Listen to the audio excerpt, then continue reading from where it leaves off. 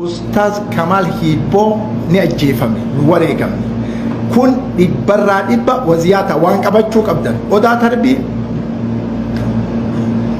suufatti deebitee kaharabaatitti deebitee gadda Ustaz Kamal Hibboo labsitaa mi'ati nu si ol CIA wallahi summa wallahi si ol waraana kana keessa jirra maal akka dalaynu sitti nin CIA waan borati itti saalfattu gasibaaf na waan borati itti saalfattu waan dhibbarraa dhibba kana beekaa hawaasni kenna Ustaz Kamal Hibboo ni ajjeefame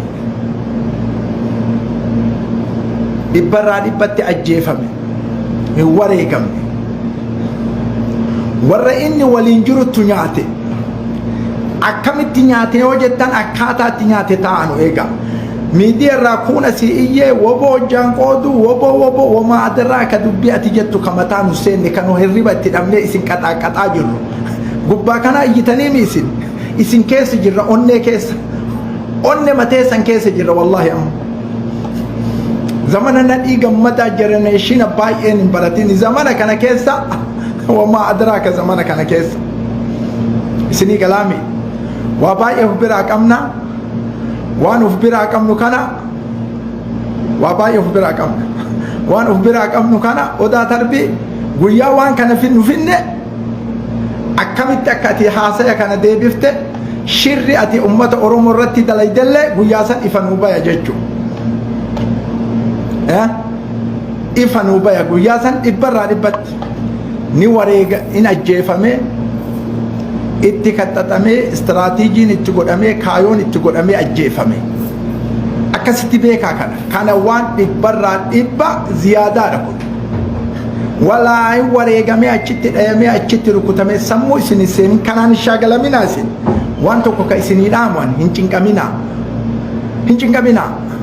cinqaminaa wallahi hin cinqaminaa waan ajaa'ibaa rabbi isin dhageessisa hin cinqaminaa rafaan jirru ila mootii aalamattu arga mootiin aalama rabbii samaawaata dachii kalaqettu arga rafaan jiru isinii galaami hin bilbilin amma yeroo ammaa kana argite rafaan jiru hin cinqaminaa warroonni ammoo gubbaa kanarratti baatanii iyyitan bootaa isin hin qabne warri gubbaa kana baatanii iyyitanii maalii ta'e woboo diiguu fi maalii bootaa isin hin qabne warroonni arsiin akkana duraanuu arsiin akkana osoo jettan wama adraaka jecha isin jettan kan wallaalle ammoo ilmaan teenna yaafne kun istiraatiijii dhugaan kaxaxamee nu biraa bayuu hedhu maal akka nu dalaynu maal arsiin akka taate beeytan Oromoon maal arsiin akka taate amma beeytan durii miti hin beeytan jejjitan beeytan kana beeka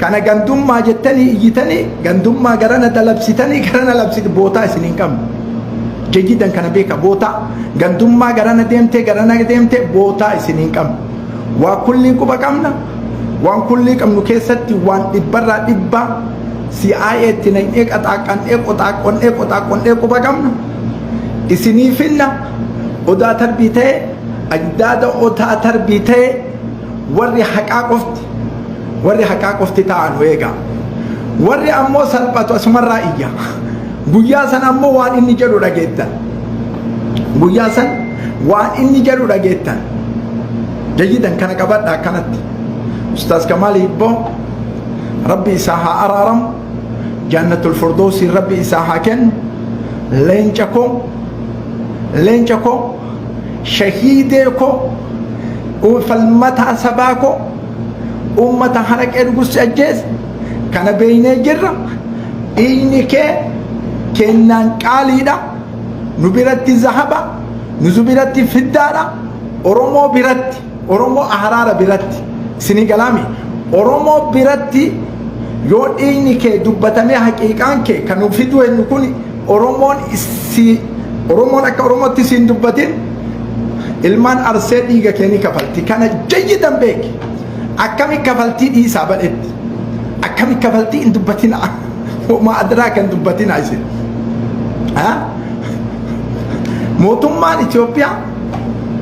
mootummaan Itoophiyaa Jawaari waytahide shukran mootummaa Itoophiyaa thank you osoon ajjeesin baafte badhetti. Kanuma raataa fi turre ammoo wammaa atanaa akka kanuma raataa fi turre isinii galaami baay'een haasa'u baay'een haasa'u ani shokolaataa miti xaqaaxiqaa miti ka feesbuuk irra taa'ee iyyuuf isinii galaami waan nu gadi dhufnee dubbannu taa'aa eega warra gubbaa kana ani wanni amma dhufee gubbaa kana akkanatti wareegame akkasi wareegame mataa isin seenii mataa isin seenin kun mataa keessa seensisina karoora inni itti wareegame nuttu isinii fida hagana qofan dadhabdanii nuttu isinii fida dhiiga isaa nuttu isinii fida kana dhibbarraa dhibbatti amana dhibbarraa dhibbatti amana kanaan ala ammoo odaan tarbii dabarsee ebalu dabarsee guyyaa sammaa akkana guyyaa kanamaa akkanan ta'in lolli hin jiru maali kun kalaan shokolaataa kun araarama kadhaa fi ajjeefamee jira karaa haqarratti ajjeefame warroonni gubbaa kanatti yaatanii dubartii dhiiraan dhiiga isaan balleessina gootummaa isaa maaliin godhina bootaa isin hin qabnu kana beeka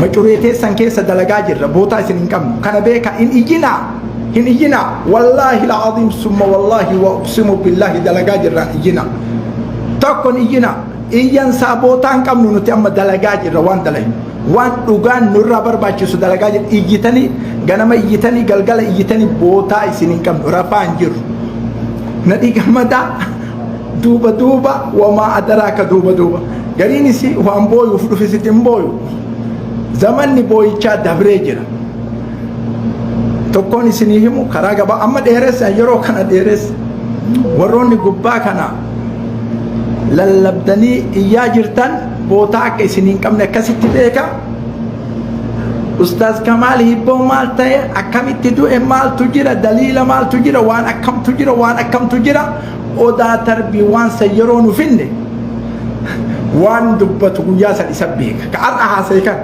waan dubbatu nu horii gafarsaatii miti isin yaa galu horii gafarsaatii miti haqqifte moo haqqisuu dhifte horii gafarsaatii miti ka wareegamee tokko du'ee ima ciciisu laa summa wallaa ila siyaa'een mataan keenya kun dalagaa guddaa dalaga waan kana ta'eef jabaadhaa hawaasni keenya ka Oromoo ammi Oromoo ammi jechuudha mburjaajeena ibalu dabarsee tun asii iyyite amma tokko sikkoo amma dadada akkanatti wareegame kanaa bootaan kennina nu bira eegaa waan nufin du'a nama taphaatii miti kama akkanuma shirshir feesbuuk irratti goonuuf akkaataa itti dubbannu karoora itti dubbannu nutti isinii fida wa ila liqaa wassalaamu alaykum warahmatullaahi wabarakaatuhu kana dhaamsa guddaa isin biraa qaba odaa tarbii akkana jedhe dhiisaa odaa tarbiillee haqa badde abbas soqata nu soqata karoora inni itti wareegamellee nutti soqata isinii galaa miti hin booyna araarama kadhaafi jannatul firdawsiin kadhaafi من النبيين والصديقين والشهداء والصالحين وحسن أولئك رفيقا كان مرقود آفي كانان على أمو تكتين سنة الأمر ورانا موتمتو أستاذ كمال هيبو وريجيو جدا وره الربا كأيسن ورنا في الربا كأي أوئي وما أدراك أو أيسن أوئتن ولكن جيدا إسني إبسنا أكسن أيضا إلى اللقاء والسلام عليكم ورحمة الله جهان نما جهان كمالي تكوچ نما جهان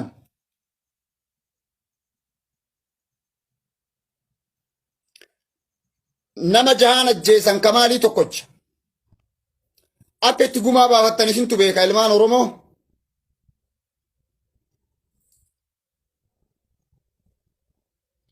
isaa tokkicha nama jahaan ajjeesan san bayarsii keessa koottu garanaas deebi qaraa inni Jawaar Mohammad hidhamnaan bosona seene yoo Jawaar deeggare maan rakkoo qabamaa irraa fudhattu malee ajaja marroo dirribaatiin haa du'u malee eessaa akka baate jara sanillee eenyummaa jaraa guutumaan guututti qorannee jirra achi keessaa baafachuufillee ammootu carraan kenninuuf ijoolleen teenya jala galtee jirti eeggamaa jira insha allahu ta'ala rabbi nu haa injifachiisuun injifanna jedheeti yaada. Tuutattii san qabnee akka to'annoo jala oolchinu abdii rabbii qaba homaa.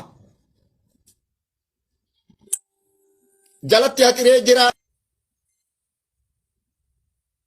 Wanni si dhibu dhalatama wallaggaa ta'uu namni jahan sun ka isa ajjeese. Maafiyaa Horroo Guduruu ta'u wanni si aarsu tokko kana.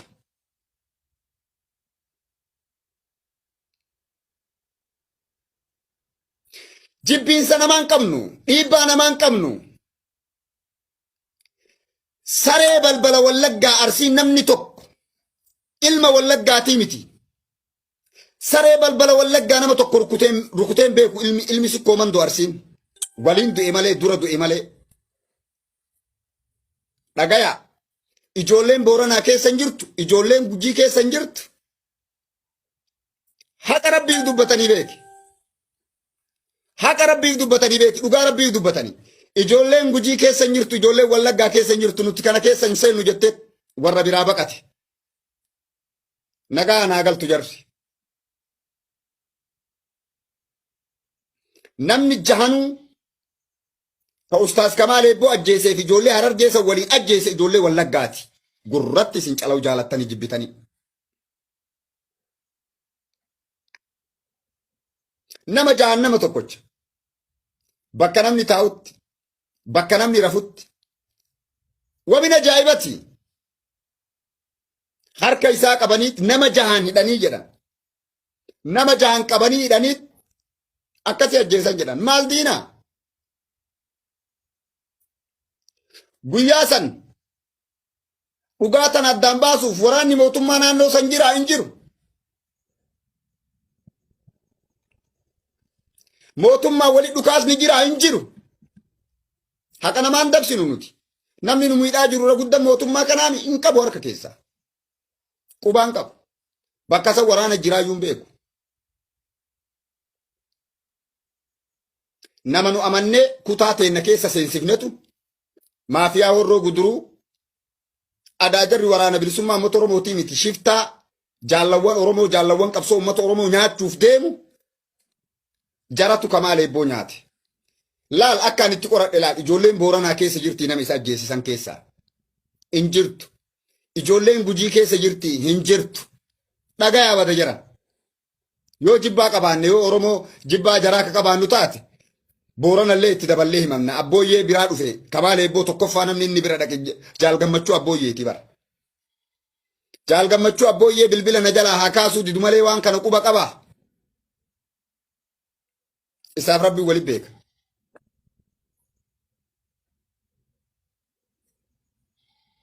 Namni jaha nama tokkocha ajjeese suni obboleessan isaa akka waliin qabsaa'uuf ba'e. As deebi'i garan as deebi'i. Gara maaliyyoo as deebi'i garam deebi'a. Nama jahan nama tokko moo maal abboo hagana hunda diinummaan hagana ga'e maali? Gadhummaan hagana ga'e illee maali? Luynummaan hagana ga'e illee maali?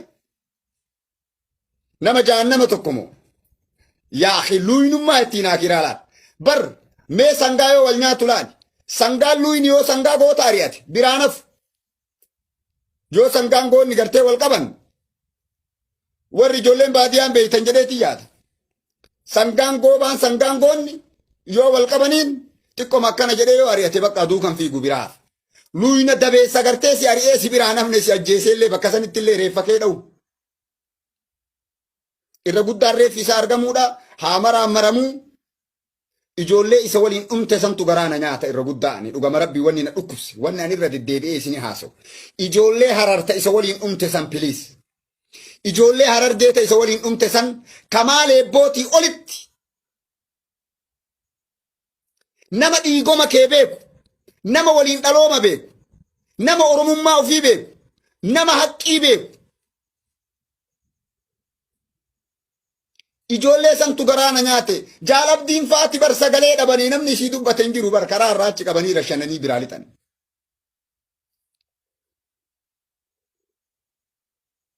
Ijoollee santu garaana nyaate. Ijoollee santu garaana gube.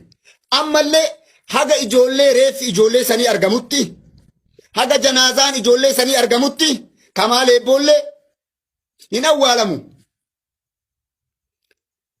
Mana raajii haa taa'u ummanni gartee Arsii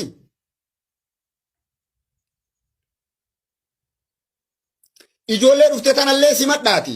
Ijoollee janaazaa fidde tanallee simadhaati. Fudhadhaati. Ammallee waan gootan. Ammallee ka hafe ijoollee Harargee san nu barbaadan amaanaa rabbii isin irratti haa ta'u. Ijoollee ilmaan sikkoo mandoo. Raftanii bulinaa. Adhamaan raftanii miti guyyaa rafanii miti guyyaan adhaaku. Haga ijoollee gartee janaazaa ijoollee sanii fuutanii waliin itti boonnee waliin dhiqannee qabrii takka waliin awwaalannutti ijoollee tan akka addaan hin baafne gara bosona sanii akka deebitanii ijoollee san barbaaddan amaanaa rabbii isin irra kaa'adha. Namni hedduu biyya keessa jira namni na hordofu kuni quba qabdan jedheetii yaada qeerroon